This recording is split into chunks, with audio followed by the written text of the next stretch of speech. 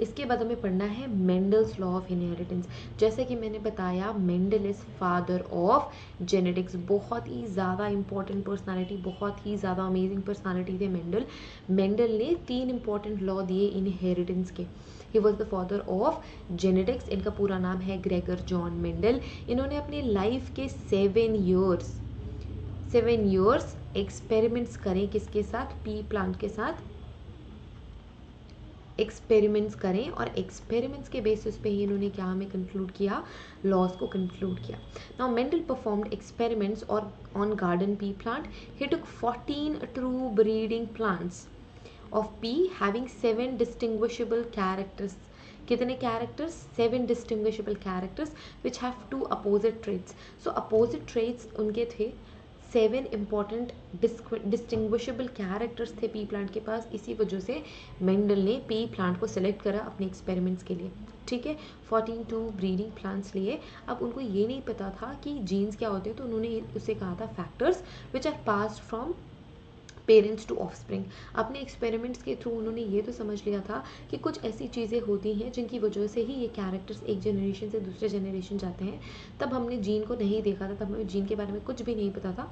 तो जो मेंडल थे उन्होंने जीन को फैक्टर्स बोल के एड्रेस किया, तो वो इसे फैक्टर्स कहते थे।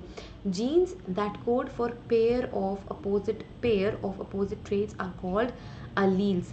जीन्स के जो मल्टीपल अरेंजमेंट्स हैं या फिर मल्टीपल फॉर्म्स है, जीन के ही मल्टीपल फॉर्म्स, यहाँ पे मैं लिख देती हूँ multiple forms.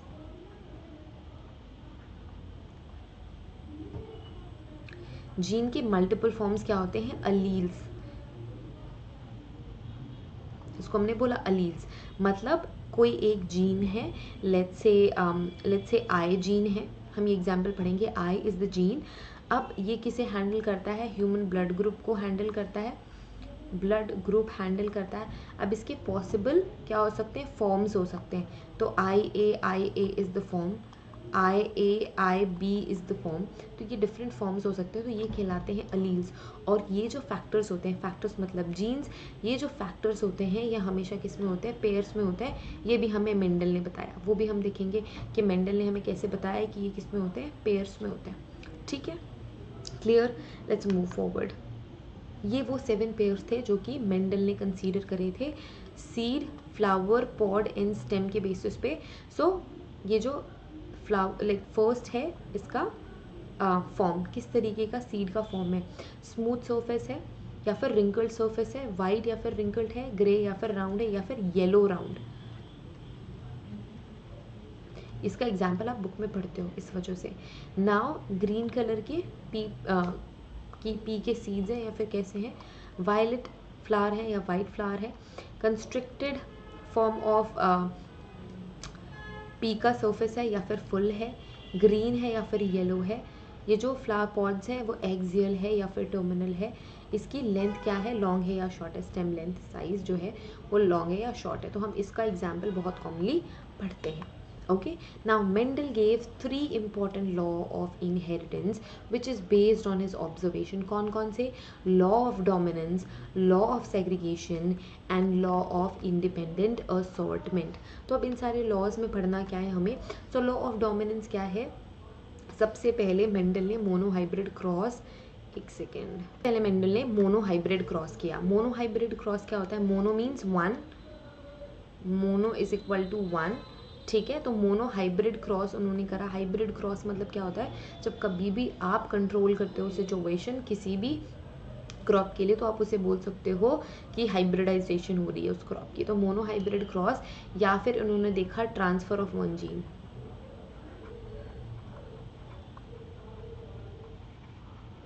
Transfer of one gene, और ये उन्होंने देखा हाइट के लिए। ठीक है, तो 2 प्लांट्स लिए, कैपिटल टी, स्मॉल टी, उनको क्रॉस कराया।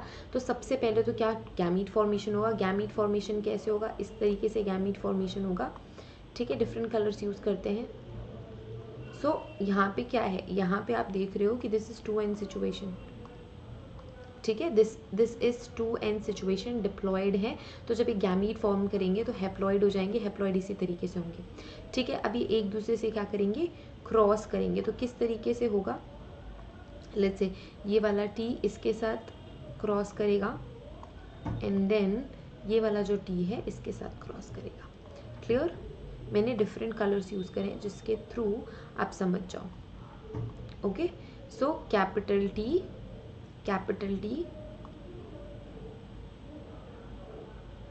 Small T.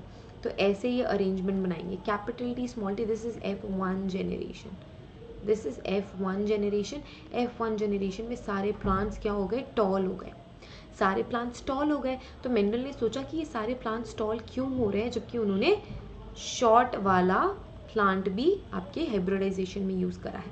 ठीक है, तो उन्हें ये पता लग गया कि कुछ तो ऐसे कैरेक्टर्स हैं जो कि डोमिनेंट है, मतलब उनके प्रेजेंस में जो दूसरे कैरेक्टर्स है खुद को एक्सप्रेस नहीं करते। अब फिर से क्या बनेंगे? फिर से जब F2 जनरेशन आएगी तो गैमीट फॉर्मेशन होगा। गैमीट फॉर्मेशन कैसे होगा? ये फिर से क्या हो जाएंगे? गैमीट बनाएंगे।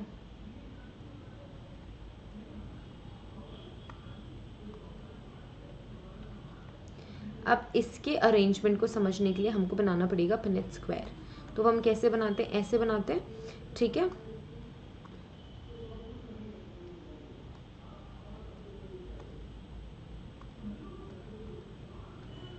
Okay, now fine.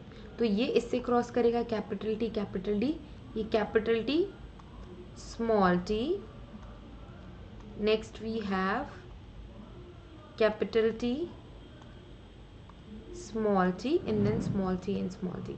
तो ये दो चीज़ें हैं यहाँ पे, ठीक है। तो यहाँ पे कैपिटल टी प्योर ब्रीड है, कैपिटल टी स्मॉल टी, तो ये भी टॉल प्लांट ही बनाएंगे, टॉल प्लांट बनाएंगे, ये भी टॉल प्लांट बनाता है and this creates short plant. तो फिनोटिपिक रेशियो क्या है? फिनोटिपिक रेशियो मतलब जो हमें दिख रहा है, जो हमारे नॉर्मल आई से हम देख सकते हैं, phenotypic ratio is 3:1। 3 tall plant है, 1 शॉर्ट प्लांट है, बट जीनोटिपिक रेशियो क्या है?